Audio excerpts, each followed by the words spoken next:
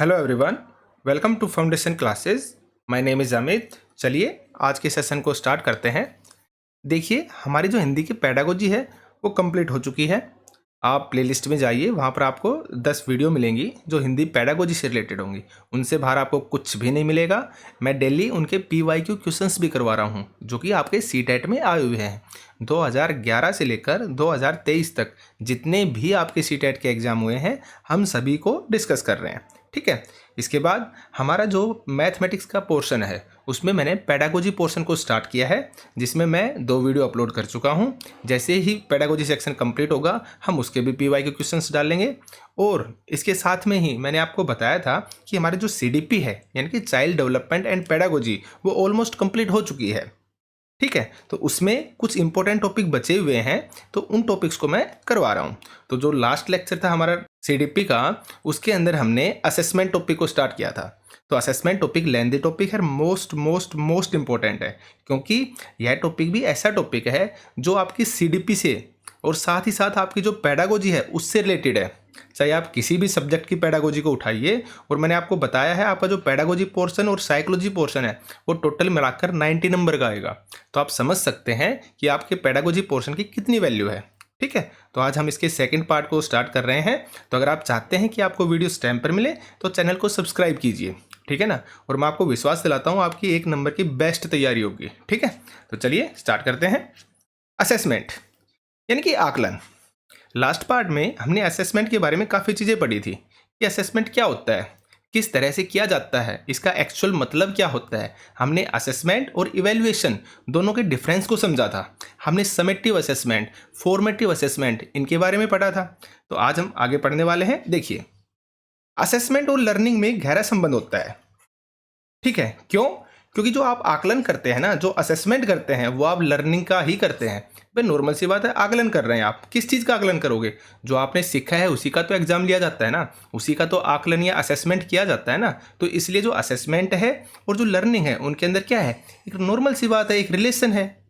ठीक है ना, लर्निंग के बिना असेसमेंट अधूरा है, असेसमेंट के बाद लर्निंग अधूरी है। ठीक है, तो असेसमेंट और लर्निंग में क्या है, एक गहरा संबंध है। आगे देखते हैं। लर्निंग के असेसमेंट में टीचर और स्टूडेंट दोनों ही शामिल होते हैं। देखिए, जब आप किसी चीज़ को सीखते हैं ना तो कौन सिखाता है आपको? टीचर सिखाता है। तो नॉर्मल सी बात है, अगर टीचर ने सिखाया है तो आपको काफ़ी चीज़ें देखनी पड़ेंगी। तो जब बच्चे का असेसमेंट होता है ना, तो उस समय सिर्फ और सिर्फ बच्चे का असेसमेंट नहीं हो रहा है, साथ में टीचर का भी असेसमेंट होता है। क्यों? देखिए, क्योंकि इसमें 2 चीज़ें शामिल होती हैं। क्या होती हैं? इससे पता चलता है कि बच्चे ने क्या सीखा है। यानी कि एक बात तो आपको ये पता चलेगी कि बच्चे ने क्या सीखा है, और जो आपको सेकंड पता चलेगा ना, वो पता चलेगा कि टीचर ने कैसा सिखाया है। यानी कि जो बच्चे का रिजल्ट आएगा उस पर डिपेंड करेगा। क्या डिपेंड करेगा? कि भाई बच्चे ने किस टाइप से सीखा है, क्या सीख पाया है, बच्चा कहाँ तक, किस लेवल तक, किस स्टैंडर्ड तक पहुँच पाया है। और साथ में यह भी देखा जाएगा कि टीचर उसको कैसा सिखा पाया। नॉर्मल सी बात है, अगर टीचर की टीचिंग स्किल्स अच्छी होंगी तो बच्चा अच्छा परफॉर्मेंस करेगा, अगर अच्छी नहीं है तो अच्छा परफॉर्मेंस नहीं कर पाएगा। तो एक तरह से जो असेसमेंट हुआ ना, वो टीचर का और स्टूडेंट का दोनों का ही हुआ है। ठीक है ना, तो इस चीज़ को आप याद रखना। इस तरह दोनों का ही असेसमेंट शामिल होता है। ठीक है, आगे चलते हैं। देखिए, आगे देखते हैं। अब हम बात करेंगे पैराडिगम ऑफ असेसमेंट। पैराडिगम, अब ये क्या होता है? देखिए, आप एक चीज़ को याद रखिए, कुछ टाइप की असेसमेंट होती हैं और ये most most most important topic है। यहाँ से क्वेश्चन 100% पूछा ही जाता है। ठीक है ना, तो इसके अंदर क्या होता है, असेसमेंट और लर्निंग के बीच हमने बताया ना एक गहरा संबंध होता है। तो इसमें 4 तरह के असेसमेंट शामिल होते हैं, 4 तरह के आकलन शामिल होते हैं। अब कौन कौन से होते हैं हम उनके बारे में बात करते हैं। इसमें सबसे पहले आता है आपका असेसमेंट ऑफ लर्निंग, यानी कि अधिगम का आकलन। देखिए, आप ऑफ के ऊपर फोकस करना। अगर भाई यहाँ पर जो ऑफ है ना, आपके ऑफ का मतलब क्या है, आप ऑफ के ऊपर फोकस करना। ठीक है, कि ऑफ का मतलब क्या है। देखिए, ऑफ का मतलब है का। तो असेसमेंट ऑफ लर्निंग का मतलब है अधिगम का आकलन, यानी कि ऐसी चीज या ऐसी नॉलेज जो आप सीख चुके हैं और सीखी हुई चीज का आप आकलन कर रहे हैं। यानी कि कोई काम है ना, वो कंप्लीट हो चुका है और तब आप उसका असेसमेंट कर रहे हैं। ठीक है, यानी कि एक तरह से आप ये सोचिए, आपके एग्जाम 1 साल में होता है। ठीक है, जो आपके बोर्ड के एग्जाम है वो 6th मंथ में या 1 साल में कंप्लीट हो रहे हैं। तो 6th मंथ आपने उस चीज़ की तैयारी की है और देन उसके बाद क्या किया जा रहा है, आपका असेसमेंट, आपका एग्जाम लिया जा रहा है। तो इसको बोलते हैं असेसमेंट ऑफ लर्निंग, यानी कि कोई चीज़ आपने सीखी है और तब उसका असेसमेंट हो रहा है। ठीक है, देखिए ऑफ का मतलब होता है का, यानी कि जो सीखा जा चुका है ना, आप क्या कर रहे हैं, उसका आकलन कर रहे हैं। यानी कि आपकी लर्निंग हो चुकी है, और जो लर्निंग हो चुकी है ना, जो सीखा जा चुका है, आप उसका आकलन कर रहे हैं। इसको बोलते हैं असेसमेंट ऑफ लर्निंग। ठीक है, आगे देखते हैं। असेसमेंट ऑफ लर्निंग है, इसका संबंध होता है समेटिव असेसमेंट से। हम समेटिव असेसमेंट के बारे में पढ़ चुके हैं। समेटिव असेसमेंट क्या था, अगर आपको याद हो, समेटिव असेसमेंट के अंदर हम फाइनल जजमेंट करते थे। एंड में एग्जाम होता था, बच्चे को क्या किया जाता था, पास और फेल किया जाता था। बच्चे को सिखाने से संबंधित नहीं होता था, बच्चे को पास और फेल करने से, बच्चे को ग्रेड देने से संबंधित होता था आपका समेटिव असेसमेंट। इसलिए बोला गया है जो असेसमेंट ऑफ लर्निंग है ना, इसका संबंध होता है आपके समेटिव असेसमेंट से। यानी कि समेटिव असेसमेंट की जो भी प्रॉपर्टी थी वो सारी की सारी असेसमेंट ऑफ लर्निंग के ऊपर फिट बैठती हैं। यानी कि असेसमेंट ऑफ लर्निंग में क्या होगा, एंड में होता है, ये हम बात कर चुके हैं ना, जो सीखा जा चुका है उसका आकलन, यानी कि एंड में होगा। सीधी सी बात है, पहले आपकी लर्निंग होगी कंप्लीट, 1 साल में 2 साल में जितने समय भी चलती है, और उसके बाद लास्ट में क्या हो रहा है, उसका आकलन हो रहा है। तो असेसमेंट ऑफ लर्निंग कब होता है, एंड में होता है। इसका मकसद क्या होता है, बच्चों का जजमेंट करना, जैसे कि पास और फेल करना। और ये चीज़ें किसकी हैं, हम समेटिव असेसमेंट में ये सब चीज़ें पढ़ चुके हैं। तो इसलिए याद रखना, क्वेश्चन आपके सामने आ सकता है। असेसमेंट ऑफ लर्निंग का जो संबंध है वो किससे है, वो समेटिव असेसमेंट के साथ है। ठीक है, तो इसका मकसद क्या है, बच्चों का फाइनल जजमेंट करना, यानी कि पास और फेल करना। और देखिए हमने समेटिव असेसमेंट में करा था कि वहां पर इंडिविजुअल पर ध्यान दिया जाता है। अगर आपको याद हो, मैंने बताया था ना, अब बच्चे कक्षा के अंदर क्या कर रहे हैं, दूर दूर बैठकर पढ़ रहे हैं। ठीक है ना, इंडिविजुअल, मैंने बोला था अकेला, इंडिविजुअल, यानी कि इंडिविजुअल के ऊपर फोकस करता था समेटिव असेसमेंट। तो यहां पर भी क्या है, असेसमेंट ऑफ लर्निंग है ना, ये भी इंडिविजुअल पर फोकस करेगा, ग्रुप वर्क पर ध्यान नहीं देता। मैंने नहीं लिखा है, याद रखना आप, यानी कि ये इंडिविजुअल के ऊपर फोकस करेगा। आप इस चीज को याद रखना। ठीक है, आगे देखिए, मल्टीपल मेथड का यूज नहीं कर सकते। आपको याद होगा समेटिव असेसमेंट किस पर ध्यान देता था, मल्टीपल मेथड्स पर ध्यान नहीं देता था, पेन पेपर बेस्ड होता था। यानी कि आप अलग अलग तरह के असेसमेंट का, अलग अलग तरह के मेथड्स का यूज नहीं कर सकते। बच्चे को असेस करने के लिए सिर्फ और सिर्फ एक ही तरीका होता था, वो क्या था, पेन पेपर बेस्ड। यानी कि आप बच्चे का क्या करते हैं, लास्ट में साल के, ईयर के लास्ट के अंदर क्या करते थे, बच्चे का पेन पेपर टेस्ट लेते थे और उस बेस पर बच्चे को फेल या पास करते थे। तो इसलिए असेसमेंट ऑफ लर्निंग है ना, इसमें भी यही सारी चीजें करोगे आप। क्या करोगे, एंड में करोगे असेसमेंट। बच्चों का क्या होता है, मकसद क्या होता है आपका, फाइनल जजमेंट करना। आप ग्रुप वर्क नहीं कर सकते हो, आप मल्टीपल मेथड्स का यूज नहीं कर सकते हो, और क्या होता है आपका, ये पेन पेपर बेस्ड होता है। ठीक है, आगे देखते हैं। असेसमेंट ऑफ लर्निंग को पूरी तरह से कौन कंट्रोल करता है, टीचर कंट्रोल करता है। मैंने समेटिव असेसमेंट के अंदर आपको बताया था, अब सारी चीजें किसके हाथ में होती हैं, टीचर के हाथ में होती हैं। टीचर ही सब कुछ होता है। मैंने वहां पर आपको ये भी बताया था, अब जो टीचर है ना, टीचर से पहले के टाइम में बच्चे डरते थे। उनको ये था कि अगर हमने टीचर की बात नहीं मानी ना, या टीचर के अकॉर्डिंग नहीं चले ना, तो टीचर हमें एग्जाम के अंदर क्या नहीं देगा, मार्क्स नहीं देगा, प्रैक्टिकल के मार्क्स नहीं देगा, और हम फेल हो जाएंगे। बच्चे को इतना डर होता था।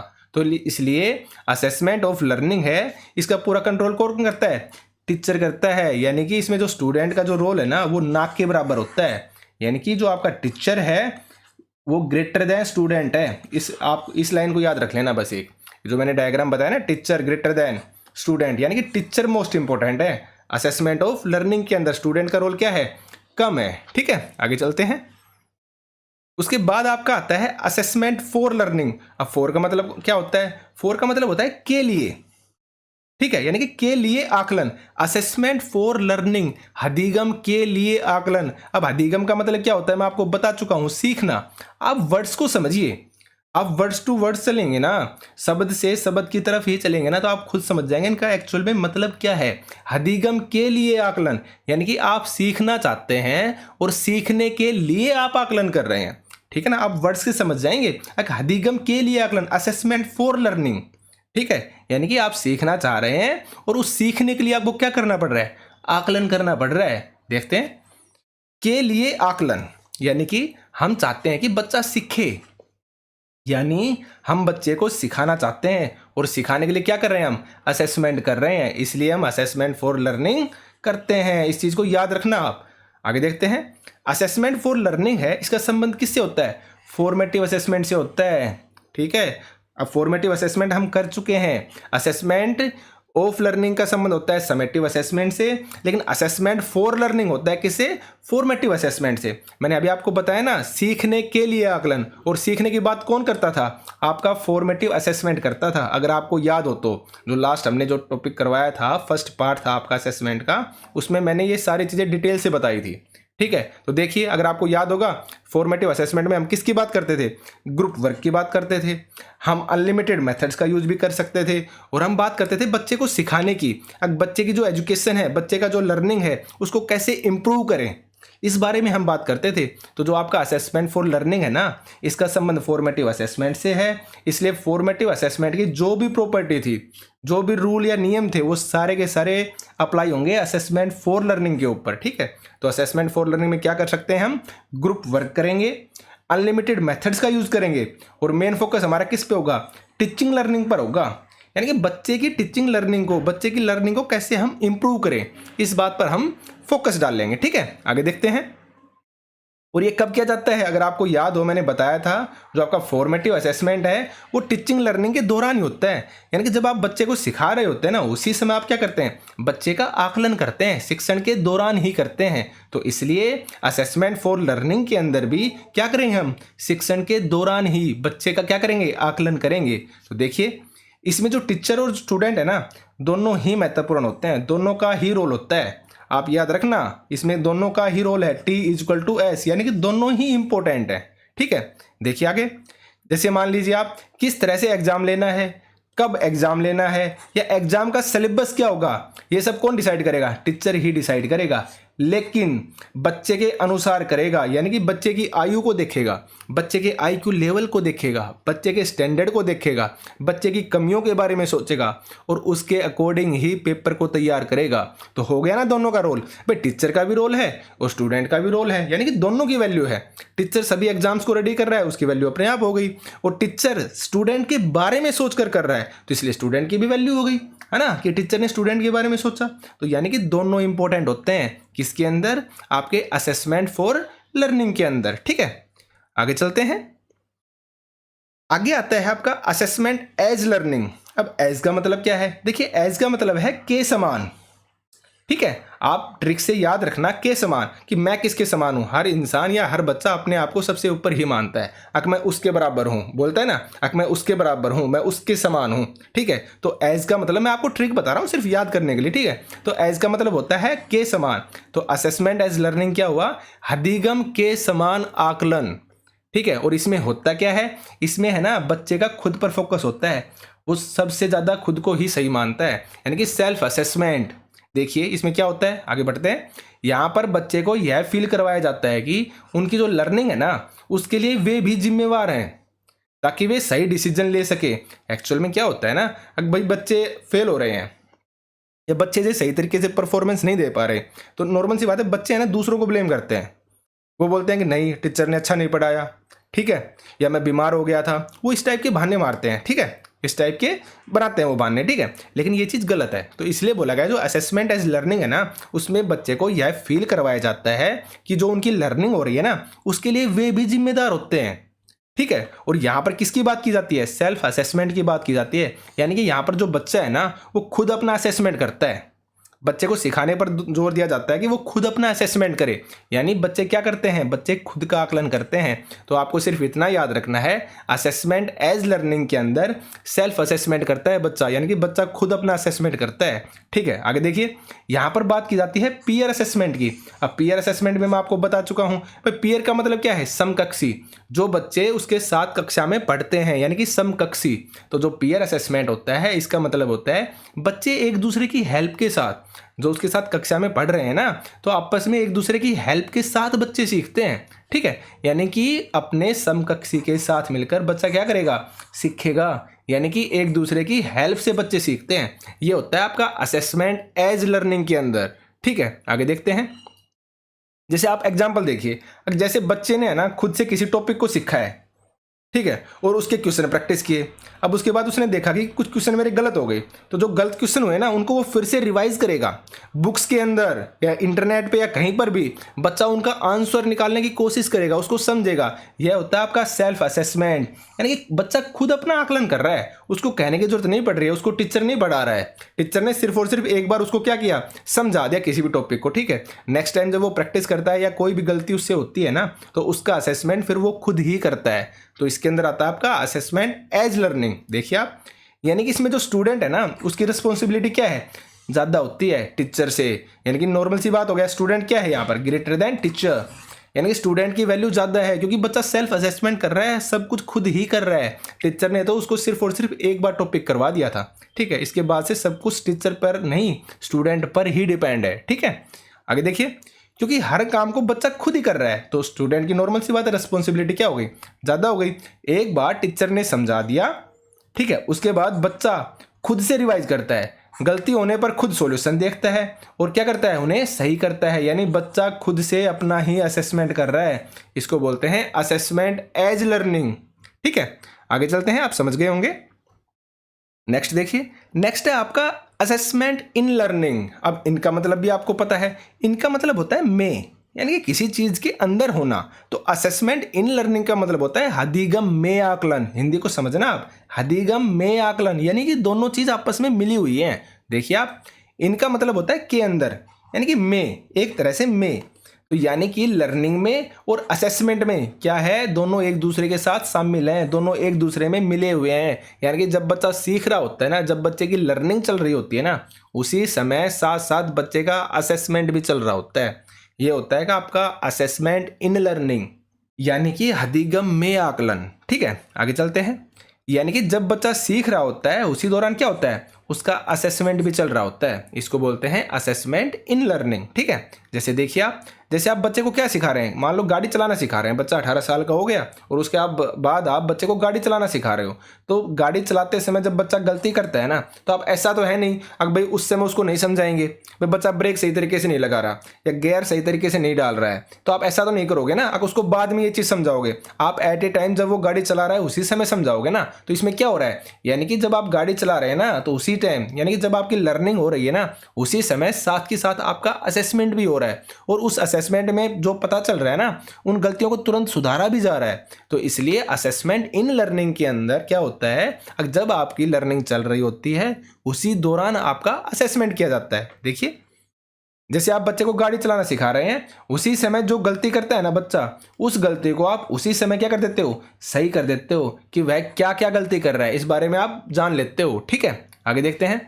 जैसे एनसीईआरटी बुक को पढ़ते समय बीच बीच में या साथ के साथ आने वाले क्वेश्चन का क्या दिया जाता है, जवाब दिया जाता है। अगर आपने एनसीईआरटी की बुक्स को चेक किया होगा ना, तो आपको पता होगा, अगर एनसीईआरटी बुक्स का जो चैप्टर होता है, साइड के अंदर डायग्राम बने होते हैं, कार्टून बने होते हैं, जिसमें बुझो और पहेली के नाम से क्वेश्चंस होते हैं। तो वो क्या होते हैं, जो भी आपने चैप्टर पढ़ा ना, उसी चैप्टर से रिलेटेड साइड में क्वेश्चंस दिए होते हैं। तो ये क्या है, ये असेसमेंट इन लर्निंग का एग्जाम्पल है कि जब आप पढ़ रहे हैं ना, उसी समय साथ के साथ आपका क्या हो रहा है, असेसमेंट भी हो रहा है। जैसे आपने चैप्टर खत्म किया, साथ में ही तुरंत साइड में ही जो टॉपिक है उसी की साइड में क्वेश्चंस भी दिए होते हैं। ठीक है, तो इसको बोलते हैं असेसमेंट इन लर्निंग। आगे देखते हैं, इसमें टीचर का रोल क्या होता है, नाक के बराबर होता है। भाई नॉर्मल सी बात है, इसमें जो टीचर है ना उसका रोल नाक के बराबर होता है, नेग्लिजिबल होता है। तो इस चीज़ को आप याद रखना। हमने स्टार्टिंग में पढ़ा था असेसमेंट ऑफ लर्निंग, जहाँ पे टीचर मोस्ट इंपॉर्टेंट था, सब कुछ ही टीचर था। लेकिन असेसमेंट इन लर्निंग आती है तो उसमें टीचर का रोल नाक के बराबर हो जाता है। कंप्लीट किसका रोल है, स्टूडेंट का रोल होता है। और यहाँ पर जो टीचर है वो कैसे होता है, एक सहायक के तौर पर होता है। आप ऐसे समझिए, जब आप गाड़ी चला रहे हैं तो साइड में जो सिखाने वाला है उसका रोल क्या है, एक सहायक के तौर पर है ना। वो सिर्फ और सिर्फ आपको बताएगा ना कि आप ये गलती कर रहे हो। ठीक है, जब आपको जरूरत होगी उसी समय वो आपकी हेल्प करेगा ना। अगर आप नॉर्मल सी बात है गाड़ी सही चला रहे हैं तो कुछ नहीं बोलेगा, और कहीं पर आपने गलती की, आपको हेल्प की जरूरत है, आप सही तरीके से ब्रेक नहीं लगा पा रहे या सामने कोई व्हीकल आ गया, तो उस समय जब आपको जरूरत पड़ेगी वो तुरंत आ जाएगा या तुरंत बोल पड़ेगा बीच के अंदर। ठीक है, तो इसको बोलते हैं टीचर एज ए फैसिलिटेटर, यानी कि टीचर का जो रोल है ना वो एक सहायक के तौर पर होगा सिर्फ। ठीक है, किसके अंदर, असेसमेंट इन लर्निंग के अंदर। देखते हैं आगे, टीचर एज ए फैसिलिटेटर, यानी कि सहायक के रूप में होता है टीचर। जब बच्चे को जरूरत होती है टीचर हेल्प के लिए आ जाता है। इस चीज़ को आप याद रखना। यहाँ पर जो सारी रिस्पॉन्सिबिलिटी है यहाँ पर जो सारी रिस्पॉन्सिबिलिटी है वो किसकी होती है, स्टूडेंट की होती है। ठीक है, समझ गए होंगे आप। ठीक है, अब देखिए हम कुछ एग्जाम्पल्स को देख लेते हैं। जैसे देखिए, बच्चे ने किसी सब्जेक्ट की 6 मंथ तैयारी की है और अब 6 मंथ के बाद बच्चे का क्या लिया जा रहा है, एग्जाम लिया जा रहा है। तो आप खुद बताइए किससे रिलेटेड है। ठीक है, ये होता है आपका असेसमेंट ऑफ लर्निंग, यानी कि 6 मंथ आप तैयारी कर चुके हो, आप क्या सीखना हो चुका है, आप उस चीज को कंप्लीटली सीख चुके हो, आप कर चुके हो कंप्लीट, और उसके बाद आपका क्या लिया जा रहा है, एग्जाम लिया जा रहा है। यानी कि किसी चीज के कंप्लीट होने के बाद उसका असेसमेंट, तो वो आपका क्या होता है, असेसमेंट ऑफ लर्निंग, सीखने का अधिगम या अधिगम का सीखना। ठीक है, आप इस चीज को याद रखना। आगे देखिए, क्योंकि आप सीख चुके हैं और फिर आप क्या कर रहे हैं, उसका आकलन कर रहे हैं, ये हिंट है आपके लिए। ठीक है, आगे देखते हैं। नेक्स्ट एग्जांपल देखिए, जैसे आप किसी सेंटर पर मान लो टाइपिंग सीखने के लिए गए हैं। आप एग्जाम्पल को अच्छे से देखना, ये एकदम नॉर्मल सी बात है, मेरे खुद के बनाए हुए एग्जाम्पल है और ये बेस्ट एग्जाम्पल है, मैं आपको बता रहा हूँ, क्योंकि अप्लाइड क्वेश्चन ही आते हैं सीटेट के अंदर। जैसे मान लो आप किसी सेंटर पर टाइपिंग सीखने के लिए गए हैं और आप टाइपिंग कर रहे हैं, तो बीच बीच में क्या होता है, जो टाइपिंग सिखाने वाला है ना, जो टीचर है ना, वो बीच बीच में आकर चेक कर रहा होता है कि आप सही कर रहे हैं या नहीं कर रहे हैं। और अगर आप कुछ गलत तरीके से कर रहे होते हैं तो आपको क्या करता है, साथ के साथ फीडबैक भी देता है ना। ऐसा ही होता है ना, अगर आपको याद हो तो, अगर आप कहीं पे टाइपिंग सीखने जा रहे हैं या किसी कंप्यूटर सेंटर पर जा रहे हैं तो ऐसा ही होता है। अब जो वहां पर सिखाने वाला है वो बीच बीच में हर किसी के पास जाता रहता है और वो बताता रहता है अगर आप कुछ ना कुछ गड़बड़ करते हैं तो। ठीक है, और यानी कि आपको फीडबैक दे रहा होता है वो कि आप ये गलती कर रहे हैं, तो इसको बोलते हैं असेसमेंट फॉर लर्निंग, यानी कि वो आपको सिखाना चाह रहा है, तो सिखाने के लिए अधिगम हो रहा है आपका। ठीक है ना, यानी ये अधिगम के लिए आकलन, तो इसको बोलते हैं असेसमेंट फॉर लर्निंग। आप समझ गए होंगे। आगे देखिए, अब एक एग्जाम्पल और लीजिए, घर से रिलेटेड है। जैसे आप घर पर क्या बना रहे हैं, खाना बना रहे हैं मान लो, और बीच बीच में आप खुद क्या कर रहे हैं, उसको चख कर देख रहे हैं, खुद पकड़ना इस चीज को, सेल्फ, खुद चख कर देख रहे हैं कि उसमें कोई कमी है या नहीं है। जैसे हो सकता है भाई नमक कम रह गया हो या मिर्च आपने ज़्यादा डाल दी हो, तो आप क्या कर रहे हैं, आप खुद उस चीज़ को चेक कर रहे हैं बीच में, तो इसको बोलते हैं असेसमेंट एज लर्निंग। एज का मतलब मैंने बताया था ना, के समान, कि बच्चा खुद को दूसरे के समान ही समझता है, यानी कि खुद सेल्फ असेसमेंट करता है। तो यहाँ पर आप क्या कर रहे हैं, सेल्फ असेसमेंट कर रहे हैं। आप जो खाना बना रहे हैं खुद ही उसको चेक भी कर रहे हैं, यानी कि खुद ही अपना क्या कर रहे हैं, असेसमेंट कर रहे हैं। तो ये हो गया ना आपका असेसमेंट एज लर्निंग। ठीक है, आगे देखते हैं, आगे बात करते हैं। देखिए मैंने नोट डाला है, आप इस चीज को देखना। नोट, हमारा एजुकेशन है ना, हमारा जो एजुकेशन सिस्टम है, आज हम असेसमेंट फॉर लर्निंग पर हैं। कहाँ पर है, असेसमेंट फॉर लर्निंग, यानी कि फॉर जो हमारी सेकंड स्टेज है ना, पहले कौन सी थी, असेसमेंट ऑफ लर्निंग, देन उसके बाद थी ना आपकी असेसमेंट फॉर लर्निंग। तो आज जो हमारा एजुकेशन सिस्टम है वो असेसमेंट फॉर लर्निंग के ऊपर है, और इसके बाद हम किसकी तरफ बढ़ते जा रहे हैं, धीरे धीरे हम असेसमेंट इन लर्निंग की तरफ बढ़ते जा रहे हैं। पहले हम असेसमेंट ऑफ लर्निंग से स्टार्ट हुए, असेसमेंट फॉर लर्निंग पर आज हम हैं, उसके बाद हम आएंगे असेसमेंट एज लर्निंग पर, और उसके बाद असेसमेंट इन लर्निंग पर। ठीक है ना, तो हमारी जो लास्ट स्टेज है वो है असेसमेंट इन लर्निंग। ठीक है, चलिए ये आपके थे पैराडिगम 4, जिनके बारे में मैं अच्छे से बता चुका हूं, और इनको समझकर पढ़ना है। जब आपके पास वहां पर पेपर आएगा ना, एग्जाम के अंदर अगर क्वेश्चन आता है ना, तो घुमा फिरा कर क्वेश्चन आएगा, आप इन चीज़ों का एक्चुअल मतलब समझना। मैंने हिंदी के अकॉर्डिंग भी बता दिया और इंग्लिश के अकॉर्डिंग भी बता दिया। ठीक है, और इससे बेस्ट एग्जाम्पल नहीं हो सकते, जो आपके रियल लाइफ से उठाए जाते हैं ना, उसी एग्जाम्पल को बेस्ट बोलते हैं। तो ये सारे के सारे एग्जाम्पल मैं आपसे एकदम रियल लाइफ से, जो आप एक्सपीरियंस कर चुके हैं, जो आपके साथ एक्सपीरियंस हो चुके हैं, मैं वहाँ से उठाकर डाल रहा हूँ। ठीक है ना, आगे देखते हैं। उसके बाद बात आती है आपकी स्कूल बेस्ड असेसमेंट, यानी कि विद्यालय आधारित आकलन। अब ये क्या होता है, देखिए हमारा जो एजुकेशन सिस्टम है इसमें क्या करते हैं, बोर्ड के एग्जाम होते हैं भाई, 8th क्लास के, 10th क्लास के और 12th क्लास के बोर्ड के एग्जाम होते हैं ना। तो देखिए एक तो होते हैं बोर्ड के एग्जाम और एक लिए जाते हैं आपके स्कूल में एग्जाम। तो दोनों में से बताया गया है कि जो स्कूल बेस्ड असेसमेंट है ना वो ज़्यादा अच्छा होता है, बोर्ड वाले एग्जाम इतने अच्छे नहीं होते हैं। अब हम इस पर चर्चा करेंगे कि भाई क्यों नहीं होते हैं। ठीक है, तो उसको देखते हैं। हमारे एजुकेशन सिस्टम में बोर्ड के एग्जाम होते हैं, माना जाता है कि जो बोर्ड के एग्जाम की बजाय ना जो स्कूल बेस्ड असेसमेंट है BSA, यह क्या होता है, ज़्यादा अच्छा होता है। तो अब हम बात करने वाले हैं क्यों होता है। ठीक है, आगे देखते हैं। देखिए स्कूल बेस्ड असेसमेंट जो होता है ना वो चाइल्ड सेंटर्ड होता है। ठीक है, कैसा होता है, चाइल्ड सेंटर्ड होता है। क्यों, यानी कि स्कूल का जो एनवायरनमेंट है, क्लास का जो एनवायरनमेंट है, या जो क्लास का सिलेबस है, या फिर करिकुलम है, स्कूल का जो करिकुलम है, आपकी पाठ्यचर्या है। मैंने आपको सिलेबस यानी सिलेबस और करिकुलम, पाठ्यक्रम और पाठ्यचर्या दोनों के बीच में डिफरेंस भी बताया था। आप इन चीज़ों को बार बार रिवाइज कीजिए, आपके माइंड में एक एक वर्ड सेट रहेगा। ठीक है, तो देखिए, तो ये सब किसके अनुसार होते हैं? बच्चे के अनुसार होते हैं। अगर आपको पता हो, स्कूल बेस्ड जो असेसमेंट है वो चाइल्ड सेंटर्ड है। क्यों है चाइल्ड सेंटर्ड? क्योंकि स्कूल का जो एनवायरनमेंट है, स्कूल का एनवायरनमेंट, क्लास का एनवायरनमेंट, जो सिलेबस है, करिकुलम है, सब कैसे होगा? बच्चे के अनुसार होगा। और हम पहले भी पढ़ चुके हैं, हमें क्या बनाना है? अपने एजुकेशन सिस्टम को फ्लेक्सिबल बनाना है। तो जब स्कूल में बच्चा होता है ना, तो स्कूल में जो भी एनवायरनमेंट है, क्लास का एनवायरनमेंट है, सिलेबस है, करिकुलम है, सब कैसे होते हैं? फ्लेक्सिबल करने की बात करते हैं। जो हमने प्रोग्रेसिव एजुकेशन पढ़ी थी, उसमें हमने इन सब चीज़ों के बारे में बात की थी उस चैप्टर में। हाँ, हम चीज़ों को फ्लेक्सिबल करेंगे, उन्हें रिजिड नहीं बनाएंगे। ठीक है, तो इसलिए होता है कि इसलिए जो स्कूल बेस्ड असेसमेंट है ना, वो ज़्यादा अच्छा बताया गया है, क्योंकि हर चीज़ बच्चे के अनुसार होती है, बच्चे पर फोकस होता है, बच्चा होता है सेंटर के अंदर, चाइल्ड सेंटर्ड। ठीक है, आगे देखते हैं। जो स्कूल बेस्ड असेसमेंट है ना, वो बच्चों पर ज़्यादा ध्यान दे सकता है। अब इसका मतलब क्या है? देखिए, क्योंकि हम क्या करना चाहते हैं? हम बच्चे को सिखाना चाहते हैं। तो एक जो स्कूल का जो टीचर है ना, वो बच्चे को ज़्यादा अच्छे से जानता है, उसकी कमियों के बारे में उसको पता है, और बच्चे की अच्छी आदतों के बारे में भी पता है। पर नॉर्मल सी बात, आप ऐसे सोचिए, आप एग्जाम देने के लिए जा रहे हैं, और बोर्ड है। बोर्ड का मतलब जैसे आपका सीबीएसई हो गया, एचबीएसई हो गया, आरबीएसई हो गया, यूपी बोर्ड हो गया, ऐसे बोर्ड है, वो बोर्ड के एग्जाम ले रहे हैं। तो जहां पर आप एग्जाम देने के लिए जा रहे हैं, या जो एग्जाम को या जो पेपर को सेट कर रहा है, उसको आपके बारे में क्या पता है? ठीक है, आप किसी गांव के एक स्कूल में पढ़ते हैं, तो आपको नॉर्मल सी बात है, कौन जानता है? जो एग्जाम सेटर है वो जानता है आपको? नहीं जानता ना। तो इसलिए बोला गया है, जो स्कूल बेस्ड असेसमेंट है ना, उसके अंदर जो टीचर है, जो अध्यापक है, वो हर बच्चे को जानता है, हर बच्चे की कमी के बारे में उसको पता है, हर बच्चे की अच्छाई के बारे में उसको पता है। यानी कि वो बच्चे के बारे में अच्छे से सारी चीज़ों के बारे में जानता है।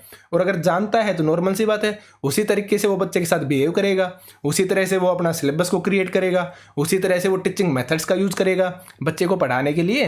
तो इसलिए बोला गया, जो आपका स्कूल बेस्ड असेसमेंट है ना, वो ज़्यादा अच्छा होता है। किसकी बजाय? बोर्ड के एग्जाम की बजाय। क्यों? क्योंकि बोर्ड एग्जाम का जो फोकस है वो सिर्फ और सिर्फ पास और फेल पर होगा। भाई नॉर्मल सी बात है, उसने आपको कभी नहीं देखा है, आपसे कभी भी नहीं मिला है बोर्ड। वो लास्ट में क्या करेगा? साल के अंत में सिर्फ और सिर्फ आपसे क्या लेगा? एग्जाम लेगा, और उस एग्जाम के बेस पर आप पास और फेल डिक्लेयर कर दिए जाओगे। लेकिन जो स्कूल असेसमेंट है, उसमें बच्चे को सिखाने पर जोर दिया जाता है। ठीक है, इन चीज़ों को आप याद रखना। आप समझ गए होंगे मैं क्या कहना चाह रहा हूँ। ठीक है, आगे चलते हैं।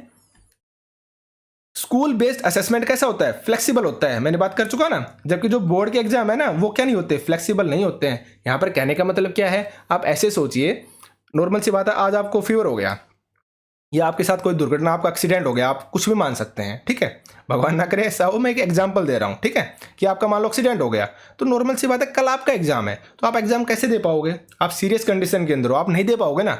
लेकिन इस चीज़ का बोर्ड के ऊपर असर पड़ेगा क्या? बोर्ड आपके उस एग्जाम को कैंसिल कर देगा? नहीं करेगा ना, क्योंकि उसको तो बाकी बच्चों का भी एग्जाम लेना है। ऐसा तो नहीं करेगा ना बोर्ड, क्योंकि उसको सिर्फ और सिर्फ एग्जाम से मतलब है, उसको नहीं लेना इस बात से कुछ भी। अगर बच्चे को फीवर चढ़ रहा है या बच्चे के साथ कोई दुर्घटना हो गई है, ऐसा वो नहीं सोचेगा। उसका मतलब सिर्फ और सिर्फ एग्जाम लेने से ही है, और लास्ट में आपको डिक्लेयर कर दिया जाएगा, भाई ये बच्चा फेल हो गया, या ये बच्चा एब्सेंट था, इस वजह से क्या हो गया? ये फेल हो गया। उसको आपके कंडीशन के बारे में, आपके सिचुएशन से कोई लेना देना नहीं होता है। लेकिन अगर आपने नोटिस किया हो, जब हम स्कूल्स में पढ़ते हैं, तो स्कूल में क्या होता है? आपके घर में आज शादी का फंक्शन है, आपकी सिस्टर की शादी है, या हो सकता है भाई बड़े बुजुर्ग बीमार हो गए, या कुछ भी रीज़न हो सकता है, एक सीरियस रीज़न, और उस वजह से आप स्कूल में नहीं आ सकते, और उस दिन आपका एग्जाम भी था स्कूल में। तो आपने खुद नोटिस किया होगा, अब क्या बोलते हैं टीचर, कोई बात नहीं, आज नहीं आ सकते ना, तो कल दे लेना, हम कल आपका एग्जाम अलग से दिला देंगे। ऐसा होता है ना। तो इसलिए बोला गया है, जो स्कूल बेस्ड असेसमेंट है ना, वो फ्लेक्सिबल होता है। वहां पर बच्चे को सिखाने पर जोर दिया जाता है, वहां पर फोकस नहीं किया जाता कि बच्चे को पास करना है या फेल करना है। तो इसलिए स्कूल बेस्ड असेसमेंट को ज़्यादा अच्छा बताया गया है। देखिए, जैसे मैंने यहीं पर आपको एग्जाम्पल दिया है, जैसे आपका कल बोर्ड का एग्जाम है, और आज आप ज़्यादा बीमार हो गए, या फिर आपके साथ कोई दुर्घटना हो गई मान लो, तो आप एग्जाम देने के लिए नहीं जा सकते हो। तो इस बात का बोर्ड कौन कौन से, जैसे एग्जाम्पल है, सीबीएसई बोर्ड हो गया, एचबीएसई हो गया, आरबीएसई हो गया, यानी कि ये बोर्ड है, ठीक है, जो एग्जाम लेते हैं, तो इनके ऊपर कोई भी फर्क नहीं पड़ेगा। सीधी सिंपल सी बात है, कैसे फर्क पड़ेगा? और उन्हें कोई मतलब नहीं है कि आप एग्जाम दें या ना दें, वे आपको क्या कर देंगे, डायरेक्टली बात है, वो आपको फेल कर देंगे। ठीक है, लेकिन स्कूल बेस्ड असेसमेंट फ्लेक्सिबल होता है, उसके अंदर ऐसा नहीं होता है। ठीक है, आगे चलते हैं। स्कूल बेस्ड असेसमेंट फ्लेक्सिबल होता है, क्यों? क्योंकि उनका जो मकसद है ना, वो बच्चे को पास और फेल करने के बजाय किस पर होता है? सिखाने पर होता है। वो ये जानना चाहते हैं कि बच्चा सीख पाया या नहीं सीख पाया। इसलिए वो नेक्स्ट डे भी क्या करते हैं, आपका एग्जाम ले लेते हैं। ठीक है, इसलिए आपने देखा भी होगा कि किसी दुर्लभ सिचुएशन, यानी कि ऐसी कंडीशन जब आप नॉर्मल सी बात है स्कूल नहीं आ सकते हो, तो किसी दुर्लभ सिचुएशन की वजह से एग्जाम ना दे पाने के कारण बच्चे का जो एग्जाम है ना वो बाद में ले लिया जाता है। इसलिए यह सिस्टम जो है स्कूल बेस्ड जो असेसमेंट है इसलिए अच्छा होता है। ठीक है, आगे देखते हैं। School based assessment give more power to teacher. ठीक है, देखिए बोर्ड की बजाय जो कक्षा में पढ़ाने वाला जो अध्यापक है ना वो बच्चे को ज़्यादा अच्छे से जानता है। वह बच्चे की कमियों के बारे में, बच्चे की अच्छाइयों दोनों के बारे में जानता है, इसलिए बच्चे को ज़्यादा अच्छे से सिखा सकता है। और आप अगर स्कूल बेस्ड असेसमेंट है ना तो उसमें आप टीचर के ऊपर दबाव भी नहीं डाल सकते, भाई आप जल्दी से सिलेबस खत्म करवाइए, क्योंकि उसका जो फोकस है ना वो किस पर होगा, बच्चे को सिखाने के ऊपर होगा। ठीक है ना, आगे देखते हैं। आगे देखिए, बोर्ड का जो फोकस है ना सिर्फ एग्जाम लेकर रिजल्ट निकालने पर होता है, जबकि जो अध्यापक है ना वो बच्चों की कमियों को पहचान कर उनकी क्या करता है, रिमेडियल टीचिंग करता है। रिमेडियल टीचिंग के बारे में हम पढ़ चुके हैं, यानी कि बच्चों की जो कमियां है ना, जो उनको सीखने में प्रॉब्लम आ रही है, उन प्रॉब्लम्स का क्या करना, सुधार करना आपका कहलाता था रिमेडियल टीचिंग। तो आप इन चीज़ों को याद रखना। ठीक है, यानी कि उनकी कमियों को सुधारा जाता है, जबकि बोर्ड ऐसा नहीं कर सकता है, इसलिए स्कूल बेस्ड जो असेसमेंट है वो ज़्यादा अच्छा बताया गया है। ठीक है, आगे देखते हैं। स्कूल बेस्ड असेसमेंट में बच्चों की जो बेसिक ज़रूरतें हैं ना उनका ध्यान रखा जाता है, जैसे भाई बच्चे को बुक्स प्रोवाइड हो रही है नहीं हो रही है, बच्चा जिस सिलेबस को कर रहा है वो सही है नहीं है, जो लैब है वहाँ पर सारे इंस्ट्रूमेंट अवेलेबल हैं या नहीं है। ठीक है, लैंग्वेज लैब है उसके अंदर जो भाषा से रिलेटेड जो भी इंस्ट्रूमेंट हैं वो अवेलेबल है या नहीं है। तो ये सारी चीज़ें हैं ना किस में देखी जाती हैं, आपके स्कूल बेस्ड असेसमेंट में देखी जा सकती हैं। ठीक है, आपकी क्लास में टीचर आ रहा है या नहीं आ रहा है ये भी पता कर सकते हैं, यानी कि ये चीज़ भी क्या रखती है, महत्व रखती है। तो ये सब चीज़ें सिर्फ और सिर्फ स्कूल बेस्ड असेसमेंट में की जा सकती हैं। देखिए आप एग्जाम्पल से समझिए, पर नॉर्मल सी बात है 6 मंथ बाद या 1 साल बाद आपका एग्जाम हो रहा है, बोर्ड ने डिसाइड कर दिया, बोर्ड ने डेट दे दी कि आपका एग्जाम लेंगे। अब बोर्ड को इस चीज़ से कोई मतलब नहीं है भाई स्कूल में सारी फैसिलिटी अवेलेबल है या नहीं है, स्कूल में बच्चों को पढ़ाने के लिए टीचर आ रहा था या नहीं आ रहा था, उसका मतलब सिर्फ और सिर्फ एग्जाम लेने से है। सही, आपके पास पढ़ाने के लिए पूरी साल टीचर ना हो लेकिन फिर भी आपका एग्जाम एंड में होना ही है। लेकिन जो स्कूल बेस्ड असेसमेंट है ना उसमें इन सब चीज़ों का ध्यान रखा जाता है। अगर भाई बच्चों को पढ़ाने वाला टीचर तो था ही नहीं तो बच्चे अच्छी परफॉर्मेंस कैसे दे पाएंगे, तो वो पहले ना टीचर को अरेंज करेंगे और टीचर कक्षा के अंदर अच्छे से पढ़ाएगा और तब जाकर उनका एग्जाम होगा। यानी कि स्कूल बेस्ड असेसमेंट है, नॉर्मल सी बात है, उसमें सिखाने पर जोर दिया जाता है, उसमें सारी कमियों को दूर किया जाता है। आप अच्छे से समझ गए होंगे। ठीक है, जैसे कि देखिए कक्षा में टीचर है या नहीं है, बच्चे का सिलेबस हुआ है या नहीं हुआ है, लैब में इंस्ट्रूमेंट है या नहीं है, जबकि बोर्ड को सिर्फ एग्जाम लेने तक मतलब होता है, उन्हें बाकी चीज़ों से कोई भी मतलब नहीं होता है। ठीक है, आगे देखते हैं। इसलिए स्कूल बेस्ड असेसमेंट है ना उसको ज़्यादा अच्छा बताया गया है। आगे देखते हैं। अब नोट देखिए, नोट में बोलता ना हमेशा इंपॉर्टेंट होता है। देखिए आप, स्कूल बेस्ड असेसमेंट अच्छा तो होता है बट फिर बात निकल कर आएगी जो स्कूल बेस्ड असेसमेंट है ना उसमें बच्चों के साथ क्या किया जाएगा, भेदभाव किया जाएगा। क्यों भाई, नॉर्मल सी बात है, कोई जान पहचान का कोई टीचर है, उसने एग्जाम लिया या वो एग्जाम दिला रहा है, तो क्या करेगा, उसने देखा यार इस बच्चे को मैं जानता हूँ, इसका जो फादर है ना वो मेरा दोस्त है, ठीक है, यानी कि रिलेशन में है, तो नॉर्मल सी बात है ऐसे में क्या करेगा वो टीचर, कहीं ना कहीं बच्चे को क्या करेगा, फायदा दिलवाने की कोशिश करेगा, बच्चे को क्या करवाए, चीटिंग हो सकता है, बच्चे को चीटिंग करवाए। तो यानी कि जो स्कूल बेस्ड असेसमेंट है ना उसमें कुछ कमियां हैं, जैसे कि बच्चे के साथ भेदभाव किया जा सकता है या किसी स्पेशल बच्चे पर ज़्यादा ध्यान दिया जा सकता है। तो इन सब चीज़ों की कमियों को दूर करने के लिए है ना क्या निकाला गया, रूब्रिक्स ऑफ असेसमेंट, ये लेकर आ गया रूब्रिक्स ऑफ असेसमेंट। इस समस्या को दूर करने के लिए बनाए गए रूब्रिक्स ऑफ असेसमेंट। अब ये रूब्रिक्स का मतलब क्या होता है हम इसके बारे में पढ़ेंगे। ठीक है, आप समझ गए होंगे ना यहाँ तक। आगे चलते हैं, देखिए देखते हैं, हम देखते हैं रूब्रिक्स ऑफ असेसमेंट। ठीक है, अब रूब्रिक्स ऑफ असेसमेंट क्या होते हैं। देखिए रूब्रिक्स का मतलब होता है एक तरह से पैरामीटर जो डिसाइड करते हैं आपके एग्जाम से रिलेटेड चीज़ों को। ठीक है, देखिए ये एक तरह से पैरामीटर्स होते हैं जो एग्जाम लेने से पहले ही डिसाइड कर लिए जाते हैं कि हम जो मार्क्स है ना, जो बच्चे का एग्जाम लेंगे, जो मार्क्स डिसाइड करेंगे उनका डिस्ट्रीब्यूशन कैसे किया जाएगा, किस चीज़ को कितनी वैल्यू देंगे ताकि भेदभाव नहीं किया जा सके। यानी कि भेदभाव को ख़त्म करने के लिए स्टार्ट किया गया रूब्रिक्स ऑफ असेसमेंट। ठीक है, आप एक एग्जाम्पल से समझेंगे। देखिए आगे, जैसे आपने बच्चे को ऐसे लिखने को दिया तो आप उस ऐसे से क्या करेंगे, पैरामीटर पहले डिसाइड कर लेंगे। वो जो ऐसे आप दे रहे हो ना बच्चे को लिखने के लिए, उसके जो पैरामीटर्स हैं वो आप पहले ही डिसाइड कर लोगे किस एक्सप्रेशन के आप कितने नंबर देंगे। आगे समझते हैं। जैसे देखिए ऐसे है, उसके रूब्रिक्स क्या क्या हो सकते हैं। जैसे आपने नॉर्मल सी बात है, ऐसे की जो इंट्रोडक्शन है, आपने बताया अगर बच्चा ऐसे का इंट्रोडक्शन अच्छे से लिखेगा ना तो मैं उसको 5 मार्क्स दूंगा। टोटल 50 मार्क्स का आपका एग्जाम है, तो ऐसे है उसके टोटल 50 मार्क्स देने हैं टीचर को, ठीक है। अब आगे देखिए, अगर बच्चे की हैंड राइटिंग अच्छी है उसकी मैं आपको 10 मार्क्स दूंगा। अगर बच्चा वोकेबलरी सही यूज करता है तो मैं 10 मार्क्स दूंगा बच्चे को। अगर बच्चा ग्रामेटिकली कोई मिस्टेक नहीं करता है, एकदम करेक्ट लिखता है, उसके भी मैं 10 मार्क्स दूंगा। अगर बच्चा जो निष्कर्ष बोलते हैं ना, ऐसे का जो कंक्लूजन है वो अच्छे से लिखता है तो भी मैं उसके 5 मार्क्स दूंगा बच्चे को। बच्चा शीर्षक यानी कि अच्छे तरीके से शीर्षक हेडिंग को लिखता है तो भी मैं 5 मार्क्स दूंगा बच्चे को। और बच्चा अगर टॉपिक को अच्छे से एक्सप्लेन करता है तो भी मैं क्या दूंगा, उसके 5 मार्क्स दूंगा। यानी कि आपने पहले से डिसाइड कर लिया अब किस टॉपिक पर आप कितने मार्क्स देने वाले हो। तो इससे क्या होगा, इससे आप भेदभाव नहीं कर पाओगे। अगर बच्चे ने इंट्रोडक्शन गलत लिखा है या सही तरीके से नहीं लिखा ना, उसके जो नंबर्स हैं उनको आप कट कर दोगे, ठीक है ना। तो पहले से जब रूब्रिक्स डिसाइड होते हैं तो कहीं ना कहीं भेदभाव आप नहीं कर पाओगे, आप उन चीजों से बच जाते हो, ठीक है। आगे चलते हैं। इस तरह से हर टॉपिक के पहले ही रूब्रिक्स बना लिए जाते हैं ताकि किसी भी बच्चे के साथ क्या ना हो, उसके भेदभाव ना हो उसके। इसलिए बोला गया है जो आपका स्कूल बेस्ड असेसमेंट है वो ज़्यादा अच्छा है। इसके अंदर ही हमें क्या करना चाहिए, इम्प्रूवमेंट करना चाहिए, क्योंकि हमें बच्चे को सिखाना है। बच्चे को पास या फेल डिक्लेयर नहीं करना है, हमें बच्चे को सिखाने पर जोर देना है कि बच्चा जो हम पढ़ा रहे हैं उस चीज़ को बच्चा सीख पा रहा है या नहीं सीख पा रहा, बच्चा अपनी लाइफ में उसको अप्लाई कर पा रहा है या नहीं कर पा रहा है। हम इन सब चीज़ों के ऊपर ध्यान देते हैं, ठीक है। तो आज के लिए थैंक यू। ये हमारा सेकंड पार्ट था, इसके बाद हमारा थर्ड पार्ट भी आएगा। देखिए मोस्ट इंपॉर्टेंट टॉपिक है, इसलिए मैं इनको आराम से और डिटेल में करवा रहा हूँ ताकि अगर इनसे क्वेश्चंस आते हैं ना तो आपके वो बिल्कुल भी गलत ना हो, ठीक है ना। जब हम PYQ करवाएंगे ना तो आप देखना आप 100% इन चीज़ों को आराम से कर दोगे। और मैं हमेशा बोलता हूँ इससे बाहर आपको कुछ भी नहीं मिलने वाला है। तो बार बार आप इन वीडियोस को रिवाइज कीजिए और जो मैं PYQ डालता हूँ ना उनको आप 100% किया करो। मैं आपको बोल रहा हूँ अगर आपके सिलेबस कंप्लीट हुआ है तब भी आप कीजिए, नहीं हुआ है तब भी कीजिए, क्योंकि PYQ मोस्ट इंपॉर्टेंट होते हैं, ठीक है। तो आज के लिए सिर्फ इतना ही। Thank you.